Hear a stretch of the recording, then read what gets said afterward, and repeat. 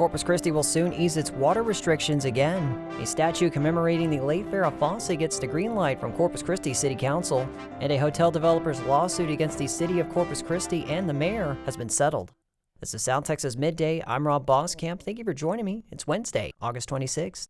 Corpus Christi will ease its water restrictions to Stage 1 for the first time in about 2.5 years. Thursday, with the City Council at 9 o'clock here in the City Council chambers, we'll make the official declaration. That was City Manager Peter Zanoni during this week's City Council meeting. Water officials stated that the combined capacity of Lake Corpus Christi and Choke Canyon reservoirs was at more than 40% and is expected to stay there through September. The city downgraded restrictions this month to Stage 2 after state floodwaters significantly boosted Lake Corpus Christi. The last time Corpus Christi was under Stage 1 water restrictions was in March 2024. The ease restrictions will permit residents to lawn watering and landscaping once a week.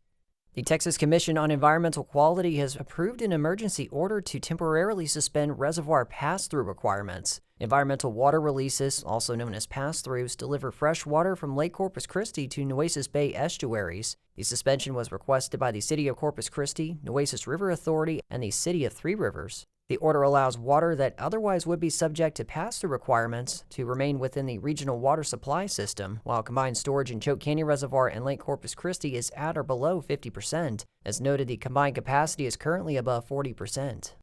On Tuesday, Corpus Christi City Council approved an agreement related to an art project commemorating the late Farrah Fawcett. The Charlie's Angels actress will be honored with a bronze statue near the Art Center of Corpus Christi, depicting her riding a skateboard. Friends of Farrah Fawcett will construct and donate the statue to the city, as well as perform repairs and maintenance for the artwork. Also happening Tuesday, council members heard a briefing from the Corpus Christi Police Department on the city's license plate reader system and non-city-owned flock cameras. Officials have said the department does not own, operate, or access information collected by the privately owned flock cameras. The Corpus Christi Caller-Times reports that the city will pay $450,000 to settle a lawsuit filed by a hotel developer which had sought to invalidate a competitor's tax incentive agreement. The payment to Ajit David is for attorney's fees and dismissal of the case against the city of Corpus Christi and Mayor Paulette Guajardo. The move was supported in a 5-vote majority, with City Councilman Everett Roy not in attendance of the meeting, Guajardo on suspension, and Mark Scott and Roland Barrera voting in dissent. An ICE officer being held in a South Texas jail could be released tomorrow. That's despite criminal charges he's facing in Minnesota related to a shooting earlier this year. Yesterday, attorneys for Minnesota and Texas sparred in federal court over whether the officer should be sent back to Minnesota. The Texas Tribune's Berenice Garcia reports. A federal judge in Brownsville is expected to issue an order on Wednesday that will determine the future of Christian Castro. The ICE officer was arrested in May and faces possible extradition to Minnesota on charges related to the January shooting of a Venezuelan man. But during a hearing on Tuesday, the judge said he wasn't inclined to block the Cameron County Sheriff's Office from releasing Castro, who is nearing Texas's 90-day limit for holding someone awaiting extradition. Minnesota had asked Texas to extradite Castro from Texas, but Governor Greg Abbott ordered an investigation into whether Castro legally qualifies as a fugitive, arguing he didn't flee Minnesota, but was reassigned to Texas. Minnesota's attorneys say that's irrelevant. I'm Berenice Garcia in Brownsville. A former Human Resources Finance Director for Valley Cancer Associates in Harlingen allegedly stole more than $750,000 from the clinic. This occurred between May 2025 and this past June across more than 80 fraudulent transactions disguised as business expenses. In a criminal complaint obtained by KRGV, Juliana Perez stated she began diverting the funds into 4 personal bank accounts after her husband lost his job. Her husband, Eduardo Nava, received more than $183,000 into his bank account. While Perez claimed her husband initially did not know about the theft, Nava eventually found out. Perez was arrested earlier this month and took full responsibility for the theft in the criminal complaint obtained by KRGV. Nava turned himself in 2 weeks later and was charged with theft by possession.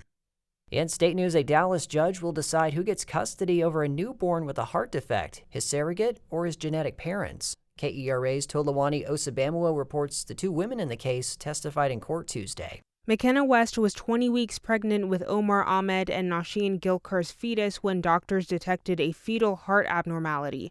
West fled from Alaska to Texas to have the baby and get him medical care, which she claims the couple didn't want. The couple denies refusing care and says they'll do what it takes to keep their son alive. A judge upheld an order preventing West from seeing or making decisions for the baby, who has received surgery. West now argues she's the child's legal mother under Texas law because she gave birth to him. I'm Toluwani Osibamowo in Dallas. Texas homeowners insurance premiums surged 79% over 6 years, rising from under $2,000 in 2020 to more than $3,500 in 2026. Governor Greg Abbott issued a directive ordering the Texas Department of Insurance, or TDI, to implement 5 changes to reduce increasing costs, including fortified roof discounts, no age discrimination, stopping price optimization, combating fraud, and more market studies. Fortified roof discounts means insurers must lower premiums for homes with weather-resilient roofs. No age discrimination bans insurers from denying or dropping prices strictly because a home is old. Price optimization is the practice where insurers raise rates based on client loyalty or capacity to find competing rates. The governor wants to initiate an insurance fraud task force and study how excessive claims impact insurance markets, homeowner, and auto insurance rates. TDI submission deadline is September 14th. A federal judge has once again struck down a Texas law aimed at restricting drag performances. The Texas Newsroom's Lucio Vasquez reports. U.S. District Judge David Hittner says the law is so broad and vague that it violates the First Amendment. Senate Bill 12 restricts certain sexually oriented performances on public property or in front of children. Businesses can face fines, while performers could face jail time. Hittner first struck down the law in 2023, but an appeals court later set aside that decision, allowing the law to take effect in March. Austin drag performer Bridget Bandit is a plaintiff in the lawsuit. Very happy that this was blocked. I mean, this is the second time it's been ruled unconstitutional, so it's kind of like having flashbacks, you know. The new ruling permanently blocks Texas Attorney General Ken Paxton from enforcing the law. Paxton called the decision profoundly flawed and says he'll appeal. I'm Lucio Vasquez in Houston. And in just 2 weeks, Republicans from across the country will gather in Dallas for a national party convention. Of course, Texas is familiar territory for Republicans. The party has dominated politics here for more than 3 decades. What it means to be a Texas Republican has changed over time. The Texas Newsroom's Blaze Gainey looks at what and who defines the party in 2026. This summer at the Texas GOP convention in Houston, Governor Greg Abbott gave Republicans a simple assignment. Our job is to keep Texas this election. The implication there, keep Texas Republican. So what does that mean today? Honestly, it depends on which Republicans you ask. That's Shelby Williams, who used to chair the Collin County Republican Party. There are different pockets of Republicans. Some who identify as Republican are unquestionably populist. Some, like myself, I consider myself a Reagan Republican.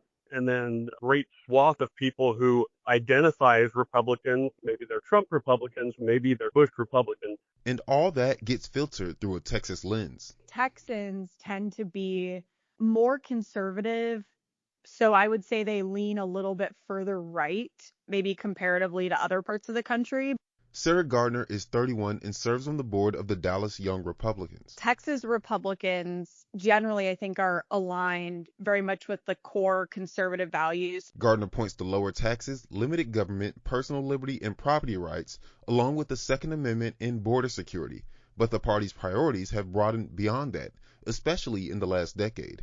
Here's UTSA political scientist John Taylor. Populism combined with social conservatism becomes the rule of thumb for Texas Republicans. So then, who's leading the charge for the GOP in Texas today?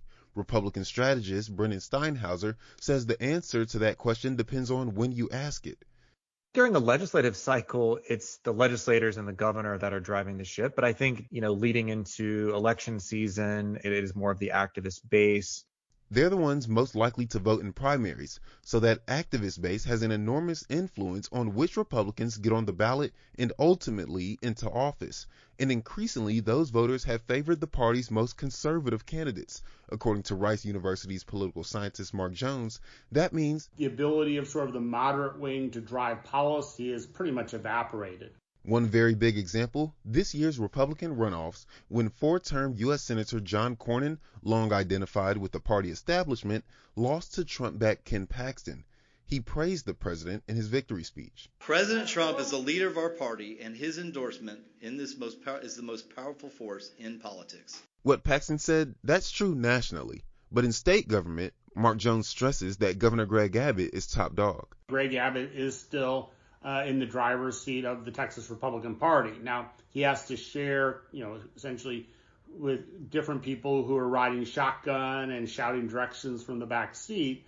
But, he is the main driver of the Republican Party today. And with its control of the Texas legislature, Republicans have been increasingly willing to use state power to pursue social and cultural goals.